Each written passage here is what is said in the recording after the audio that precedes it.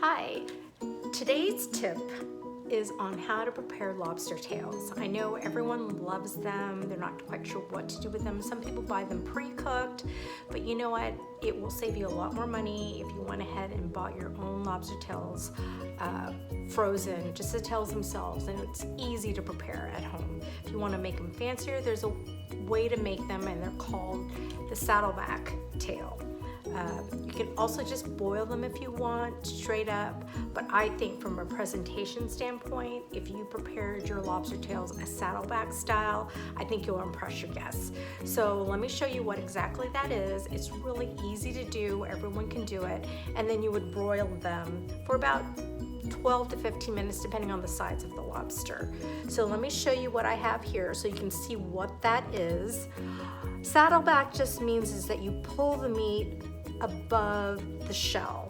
So let me just show you what that looks like. So here I have already, I've done 3 of them already, and you see that usually at restaurants where when they've broiled it, they've pulled the meat above the tail. These are probably less than 4 ounces a piece, so they're a little bit difficult to manage, but if they were bigger, you probably get more meat over the tail. But that's what that means. Saddleback just means you pulled the meat outside the shell, and it'll be easier, and they will cook evenly when you broil them. So I'm gonna go ahead and show you how to do that.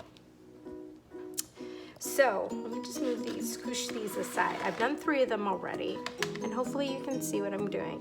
So here I have a, I want to say this is not a 4-ounce tail. This is less than 4 ounces. It was previously frozen, and I just defrosted it. Make sure there was no liquid. Always keep your shellfish cold as possible because they will go bad really quickly. So I have my tail. Here's your bottom. And what we want to do is we want to get them to look like these, so that when you do put them in the broiler, the top part cooks really quickly, and then you're also not going to smell up your house or what have you.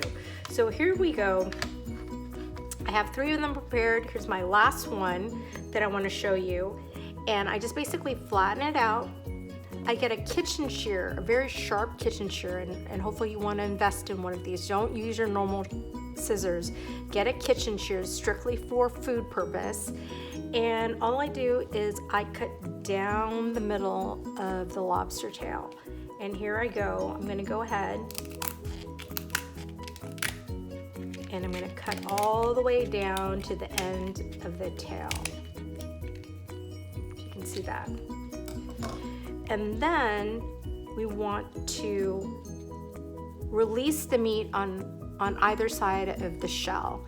So what I'm going to do first is I'm going to flip it over, and I'm going to stick my index finger, and I'm going to go ahead and start releasing the meat. I know this is not for the faint of heart. If you're not used to working with your food, this kind of might be a little bit kind of challenging for you.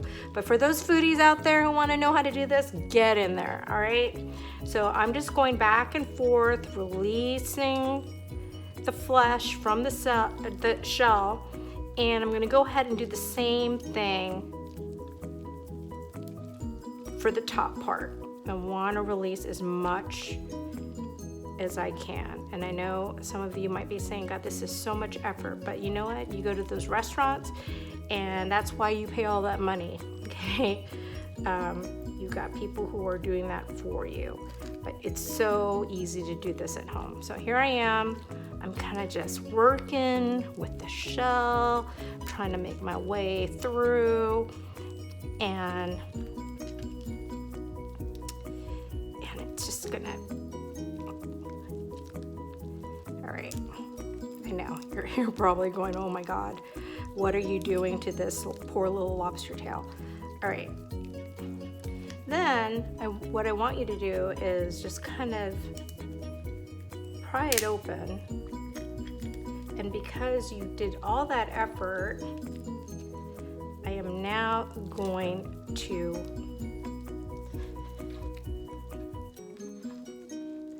pull out the flesh out. And there we go. Okay, these are little bitties, so there isn't that much in there. I know you're going, God, that doesn't look like much, but they're little tails. They're less than 4 ounces.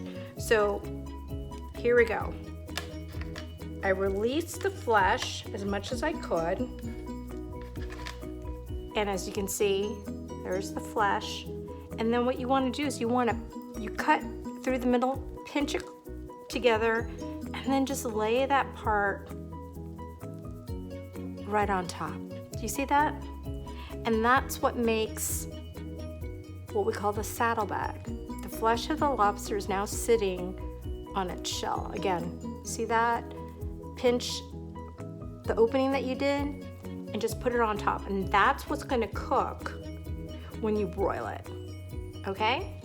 So there you go. I'm placing it on my sheet tray. And then what I'm gonna do is whenever I'm ready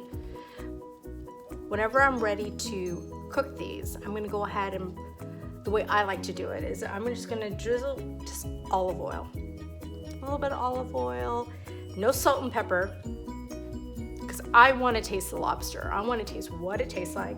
I'm gonna drizzle it with olive oil. I'm gonna set the oven on broil. Broil this for, if there were bigger lobsters, it'll probably take 15 minutes. For these little babies, I'll check them at maybe 8 minutes and then just see how they're doing. Once they turn pink and opaque, they're pretty much done. And then you got carryover cooking once you pull them out. It'll give you time to do some drawn butter. Maybe I'll do a segment on drawn butter so that you know what that is. But then I just like to eat it, you know, au naturel. I don't like putting any other seasonings on it. I want to taste lobster. I mean, you paid for it, let's taste it. So that's what Saddleback is. I hope this will help you if you want to do a presentation style for your next lobster meal. And if you have any questions, of course, you can always get in touch with me, and I'll let you know what this looks like in another segment. So hopefully that helps you out, and hopefully you'll actually try it out.